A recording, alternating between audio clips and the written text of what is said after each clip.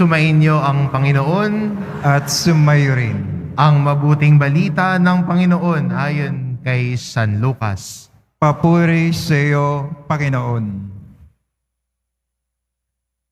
Noong panahon iyon, sinabi ni Jesus, "Kawawa ka, Corazin, kawawa ka, Betsaida. Sapagkat kung sa Tiro at Sidon ginawa ang mga kababalaghang ginawa rito sa inyo, di sinsanay malaon na silang nagdaramit ng sako at naupo sa abo upang ipakilalang sila'y nagsisisi. Sa araw ng paghuhukom, higit na mabigat ang kaparusahan ninyo kaysa sa kaparusahan ng mga taga-Tiro at Sidon. At ikaw, Capernaum, ibig mong mataas hanggang sa langit, ibabagsak ka sa Hades. Ang nakikinig sa inyo ay nakikinig sa akin, at ang nagtatakwil sa inyo ay nagtatakwil sa akin, at ang nagtatakwil sa akin ay nagtatakwil sa nagsugo sa akin." Ang mabuting balita ng Panginoon. Pinupuri ka namin, Panginoong Jesucristo. Magsiupo muna ang lahat.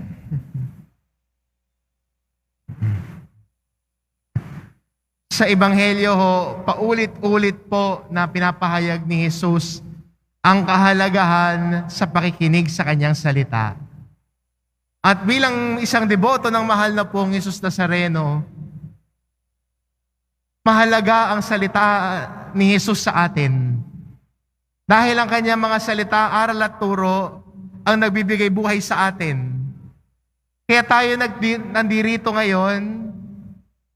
Kaya yung iba sa atin tinitiis ang init ng araw dahil mahalaga ang salita ng mahal na pong Jesus Nazareno sa atin.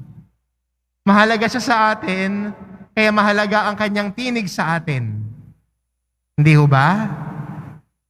At dahil mahalaga ang tinig niya sa atin, tayo ho mga deboto na nagmamahal sa kanya, ang kanyang tinig ay pinakikinggan at tinutupad natin. Ang kanyang mga aral at turo ay hindi lang natin nakikita sa mga kataga o salita, kundi nagiging totoo sa ating pamumuhay. Na ang salita ng Diyos ay nagkakatawang tao sa atin, sa ating pamumuhay. Kaya ho sa Ebanghelyo natin, sinabi ni Jesus, "Kawawa ka, Corazin, kawawa ka, Betsaida." Bakit? Ba't sila kawawa? Kasi ang taong kawawa ay ayaw makinig sa salita ng Diyos. Bakit? Kasi, kumbaga sa Tagalog, kawalan nila ang hindi pakikinig sa salita ng Diyos. Kawalan ng isang tao ang magmatigas ang puso. Kawalan sa isang tao na ang sarili niya ang tinitingala niya. Hindi ang Diyos ang tinitingala niya. Kawalan. Dahil kawalan sa kanila, kawawa naman.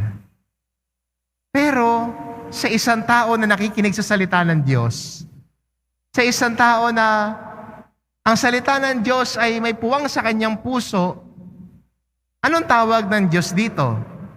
Hindi kawawa, kundi pinagpala. Kaya nga, hindi ba, sabi ni Jesus, mapalad ang taong nakikinig sa salita ng Diyos at tumutupad nito. Kaya ang tao at isang deboto na nakikinig sa salita ng Diyos at nagsusumikap na isabuhay ito, hindi siya kawawa, siya ay pinagpala. Pumalakpak ang pinagpala ng Diyos.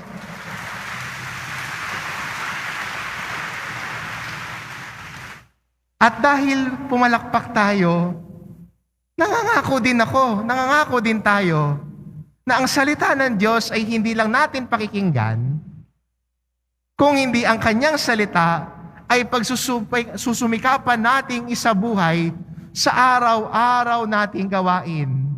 Hindi lang tuwing Biyernes tayo deboto. Hindi lang tuwing First Friday tayo deboto ng mahal na pong Jesus Nazareno.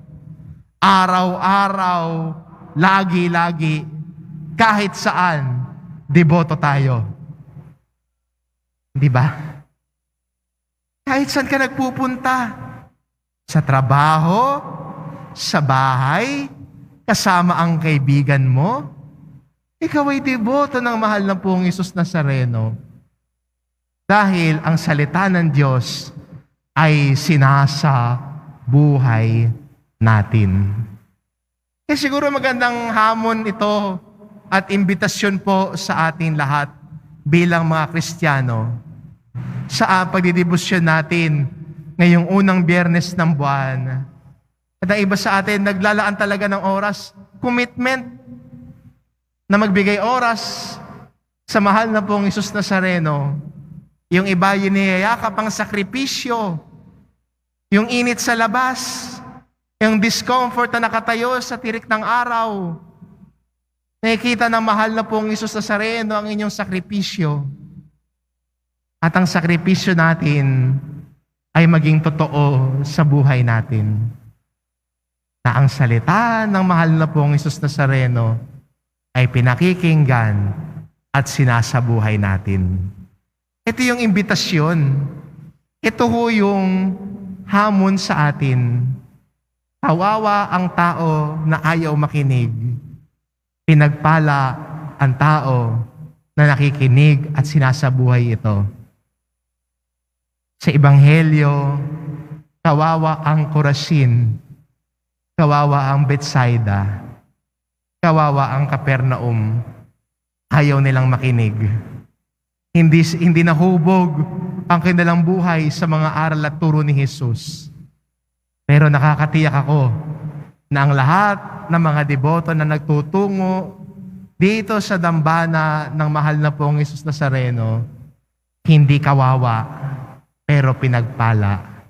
Dahil nangangako tayo sa mahal na pong Jesus Nazareno na ang kanyang salita at aral ay pakikinggan at isasabuhay natin lagi. Amen.